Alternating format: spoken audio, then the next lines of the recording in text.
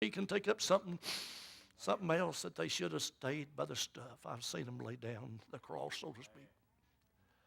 I've saw them really pass the crown to somebody else. Somebody else is going to get the crown they should have got. Don't let nobody get the crown you're supposed to have.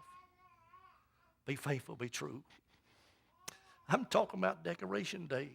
It will come. I know they're talking about somebody not long ago got a Purple Heart. The president bestows a Purple Heart on a soldier. What about the King of Kings when he bestows a crown on you? He decorates you. Isn't that going to be something? Decoration Day's coming, folks, for the saints of God, for those that soldiers and the faithful and true. That Decoration Day is coming just as sure as my name is Leo Kuykendall. I want to say number 8 right quick. Some defer. Some soldiers defer. Some people defer, right? Maybe I jumped off a track a little bit, but I don't want to give you this thought because God gave it to me. Some defer. Some people defer getting saved. If you're here in this building today, don't put it off another day. Not another day. If I was you, I wouldn't put off salvation another day. I'd run to these altars and I'd say, God, I'll come to you today. I want you to forgive me and I want you to save me today. I want you to write my name in the Lamb's Book of Life today. Because many people put it off, procrastinate, and they miss heaven. Procrastination is the thief of time. How shall we escape if we neglect so great salvation? There is no escape. The judgment of God will fall upon those that put off salvation and say some other time, some other time. I've seen them do it, folks. I've seen them do it. I've witnessed to them. And they'd say some other time, preacher. One of these days, preacher, I'm going to. But that day never came. You know why? God says today's the day of salvation. He says now's the accepted time. Today's the day you ought to get right with God. Now's the time to surrender your will and give it all to Jesus. Today's the day. Now's the time. When old fellow up in the mountains, I talked to him several times. He'd always say, I think about it, preacher. The last time I talked to him was under a tree. He'd been out in the garden, picked some beans, and he'd come on the old apple tree there, and there's a table there, and he'd come to the table to break his beans. And I talked to him, and there's another fellow, I don't remember who it was now. But anyway, he said, I'll think about it, preacher. I'll think about it. That's the last time I ever talked to him. Because we went on vacation, and while I was on vacation, they called and said he died. You see, he didn't think about it if he had. He'd have given his heart to Christ.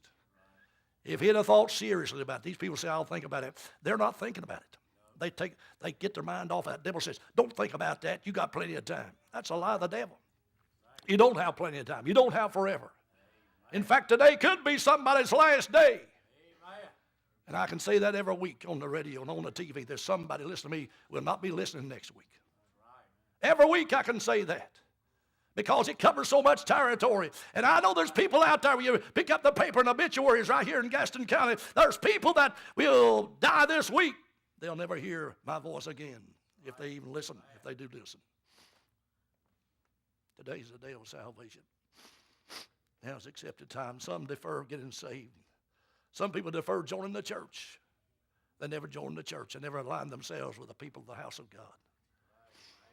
I like what little Brandon said, and you've heard me say it a lot of times. He'd say, that's my church. That's my church. He identified himself with Zion Hill because we kept him so much. Identify yourself with the house of God, with God's people. Some folks defer getting saved. Some folks defer joining the church. Some folks defer being baptized. I don't understand why they do. There's a lady up at the first church I pastored. She had emphysema real bad. And we was going to have her baptized. And she said, you know, the doctor told me never to get a cold. And it was still, this would be probably like March or April, first baptizing we was going to have. We had it in the lake, Inca Lake. And she said, the doctor told me not to get a cold, probably kill me if I did. I said, it's up to you. You just pray about it and do what you feel like you ought to.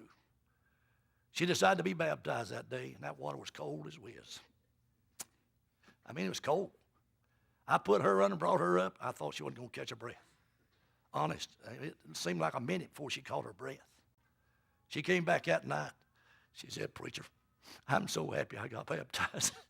She said, if I knew I was going to feel that good, I'd have been baptized a long time ago. You see, that devil, he wants you to defer things, put things off, and not do it. Some folks defer baptizing. Hey, that sprinkling don't work either. If I was a person sprinkling, I'd say, preacher, you got to baptize me. You got to put me under. I want to be like Jesus. Amen. I want to be what the Bible says. And then, of course, a lot of folks defer coming to Sunday school. Never come to Sunday school. Never get a blessing out of Sunday school. Anybody get anything out of Sunday school today? If you did, wave your hand at me if you got something out of it. If you didn't get nothing out of it, wave your hand too. Well, I guess everybody's here got something out of it, didn't they? Okay. Some folks defer baptizing. They defer Sunday school. And some folks, they defer singing in the choir. As long as we have a choir, I know a lot of churches, they have praise teams, and that's, they get everybody singing. That's fine. Well, looks like sometime we're going to have to do that here, Brother Larry.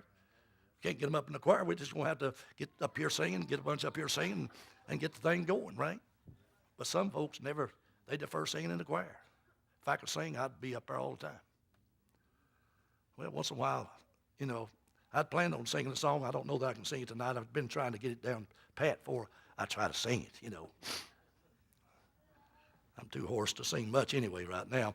But then, a lot of folks, they defer, participate in the work of God. We need somebody to drive a van out there. There's a van sitting out there, nobody driving it.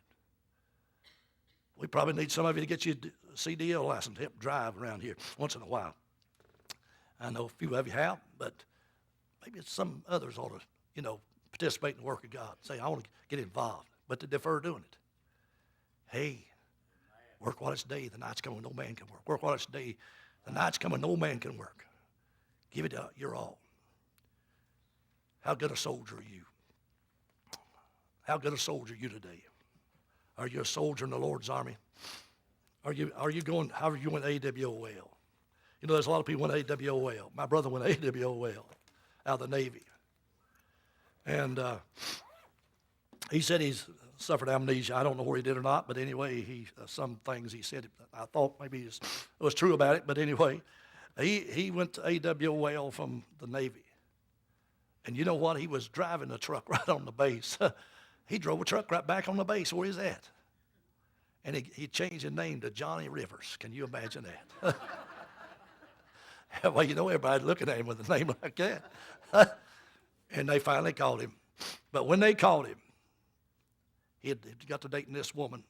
She took him to church and he got saved. He never went to WOL again. He stayed true to the Lord. And he loved to work for the Lord. What kind of soldier are you today?